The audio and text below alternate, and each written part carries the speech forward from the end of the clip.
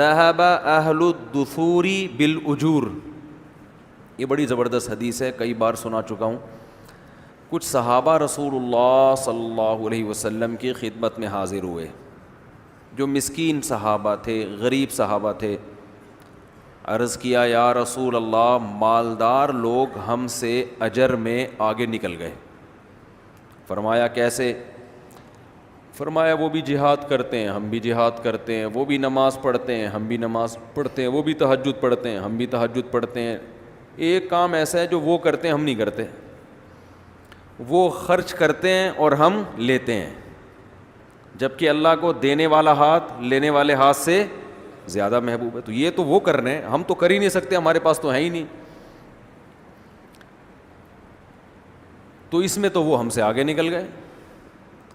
تو آپ صلی اللہ علیہ وسلم نے فرمایا اچھا میں تم کو ایک ایسی تسبیح بتاتا ہوں کہ وہ تم کر لو گے تو ان کے برابر ہو جاؤ گے. ایک عمل بتاتا ہوں, اللہ کا ذکر بتاتا ہوں, وہ کر لیا کرو تو وہ اس کی تلافی ہو جائے گی. تو صحابہ نے وہ عمل شروع کر دیا. لیکن جب مالدار صحابہ کو پتہ چلا تو انہوں نے بھی شروع کر دیا. پھر یہ غریب صحابہ دوبارہ آئے نبی صلی اللہ علیہ وسلم کے پاس کہ یہ تو وہ انہوں نے بھی کر لیا. میری اصطلاح ہے نا کہ گورنمنٹ کی طرف سے کوئی پابندی تھوڑی ہے بھئی یہ عمل وہ کر رہا ہے تو وہ بھی کر لے, نہ اللہ کی طرف سے کوئی پابندی ہے. کچھ دنوں میں نا عبادت پہ بھی ٹیکس لگ جائے گا, یہ بتا دوں میں. جس مسجد میں 20 رکعت تراویح ہو رہی ہیں اس میں اتنا ٹیکس, اور جس 8 والوں پر آدھا ٹیکس. تو گورنمنٹ ٹیکس کا ایسا سسٹم بنا رہی ہے کہ بس نچوڑتے رہو لوگوں کو. خیر, تو جب نبی صلی اللہ علیہ وسلم کو صحابہ نے یہ بتایا کہ وہ تو مالدار صحابہ نے بھی یہ عمل شروع کر دیا, تو آپ کے الفاظ کیا تھے؟ ذالک فضل اللہ یؤتیہ من یشاء, یہ اللہ کا فضل ہے, جس کو چاہتا ہے عطا کرتا ہے. بھئی اب اللہ نے ان کو نوازا ہے تو ہم کیا کریں, ان کو زیادہ اجر. تو اس سے پتہ چلا کہ قیامت کے دن مالدار کو اجر زیادہ ملے گا, غریب کا اجر بولو کم ہوگا. تو دولت کی فضیلت ہے نا. لیکن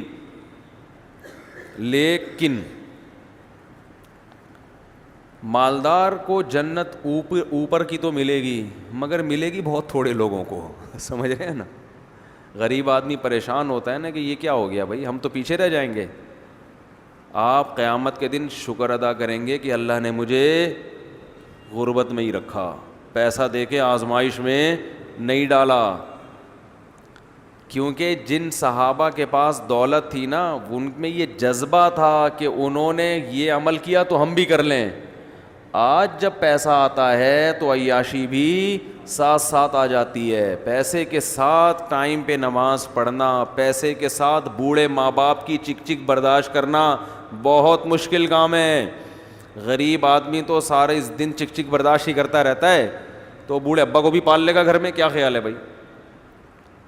کہے گا جب میں چپڑاسی ہوں کسی کمپنی میں تو باس ہر وقت صلواتیں سناتا رہتا ہے, بھائی چائے لیٹ کیوں لے کر آ رہا ہے, بھائی پوچھا کیوں نہیں لگایا, کمبخت جھاڑو کیوں نہیں لگائی. تو وہ تو عادی ہوتا ہے. تو اس کے تو کسی دن باپ نے اس کو کھری کھری سنا دی تو کوئی مسئلہ نہیں ہے, وہ پھر بھی خدمت کرے گا. دولت جب آتی ہے تو ناز نخرے بھی آ جاتے ہیں, پھر ماں باپ کی کڑوی کسیلی برداشت نہیں ہوتی. آپ کو پتہ ہے گھریلو مسائل جو ہے نا, جو میرے پاس آتے ہیں, امیروں کے زیادہ آتے ہیں, غریبوں کے کم آتے ہیں. دولت مند لوگوں کے گھریلو مسائل زیادہ ہیں. محبت کا ریشو دولت مندوں میں کم ہے, غریبوں میں زیادہ. دولت مند بیوی شوہر سے وفا کرتی ہیں, جو بیان سن رہی ہیں, لیکن ریشو کیا ہے؟ کم ہے. غریب لڑکی شوہر سے وفا کرے, اس کا تناسب بولو زیادہ ہے. مالدار شوہر اپنی بیوی سے وفا کرے, یہ صرف وہی لوگ ہیں جو میرا بیان سنتے ہیں, جو سن رہے ہیں سو, ان کے علاوہ بہت کم. مالداروں میں بیوی سے وفا کا ریشو کیا ہے؟ کم. کیونکہ اتنا پیسہ ہے کہ دفتروں میں لڑکیاں دائیں بائیں گھوم رہی ہیں, جہاں جا رہے ہیں جب پتہ چلتا ہے نا پینٹ میں پیسے ہیں، 5-6 ویسے ہی پیچھے اس پینٹ کو دیکھنے کے لیے پیچھے لگ جائیں گے. ان کو پینٹ بہت اچھی لگتی ہے چاہے وہ لنڈے کی ہو، تو پیچھے لگ جاتی ہیں. اور اس کے پاس پیسہ بھی ہے، دل بھی چاہتا ہے کچھ کرو یار، یہ پیسے سے اگر ہم نے اسپین سے ناشتہ ہی کرنا ہے بھائی، وہ مثالیں دیتا ہوں نا اکثر، تو کیا فائدہ اس پیسے کا.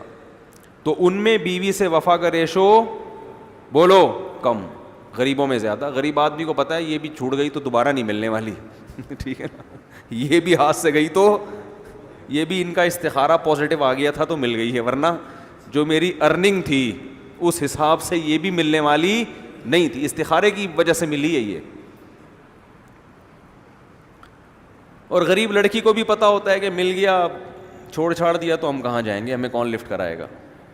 تو محبت کیا ہوتی پھر، عیاشی کا عنصر نہیں ہوتا نا، زیادہ چسکے لیے نہیں ہوتے دنیا میں. تو وفا، تو میرے پاس تو زیادہ تر مسائل آتے ہیں نا غریبوں کے کم آتے ہیں، امیروں کے زیادہ آتے ہیں. اور عجیب بات آپ کو بتاؤں، آپ حیران ہو گئے، دنیا کا اصول ہی کچھ اور ہے.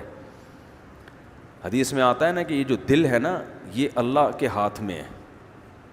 دیکھو اللہ نے بڑا زبردست کام کیا ہے کہ اسباب اور وسائل تو اس میں تو بہت اونچ نیچ رکھ دی ہے، کسی کو بہت دولت دے دی، کوئی فٹ پاتھ پہ سو رہا ہے، لیکن وہ اسباب اور وسائل سے جو مقصد ہے نا، مقصد وہ ہے دل کا سکون. وہ اللہ نے پبلک کے ہاتھ میں دیا ہی نہیں ہے، نہ وہ ڈاکٹروں کے پاس ہے، نہ وہ نفسیاتی ڈاکٹروں کے پاس ہے، وہ پبلک کے پاس ہے ہی نہیں. اس میں حکومتوں کا بھی دخل نہیں، وہ اللہ نے دل کس کے ہاتھ میں رکھا ہے. حدیث میں آتا بین اصبعی الرحمن، رحمان کی 2 انگلیوں کے درمیان ہے دل، جدھر کو چاہتا ہے پلٹ دیتا ہے. جب چاہتا ہے ٹینشن دینا دل کو تھوڑا سا گھمائے گا بس ڈپریشن، اچھا بلا فٹ فاٹ ہر چیز مل رہی ہے ٹینشن. کس بات کی ٹینشن ہے بھائی تجھے؟ ہے وہ بھائی کیوں ہے ٹینشن؟ تیرے تو سر پہ بال بھی ہیں ماشاءاللہ، گنجا ہوتا تو ہم کہتے بال نہیں نکل رہے، اس کی ٹینشن ہے. صحت بھی ٹھیک ہے، بیگم کی طرف سے بھی ٹینشن نہیں ہے، بچے بھی ٹھیک ہیں، پھر کیا ٹینشن ہے؟ کہنا یار پتہ نہیں کیا ٹینشن میں ہوں میں. تو یہ دل کس کے ہاتھ میں ہے؟ اور کتنے لوگ ہیں ٹینشن کے سارے اسباب ہیں پھر بھی آپ کو خوش نظر آئیں گے، ویلیاں لگاتے پھر رہے ہیں. سارے اسباب ہیں ٹینشن کے.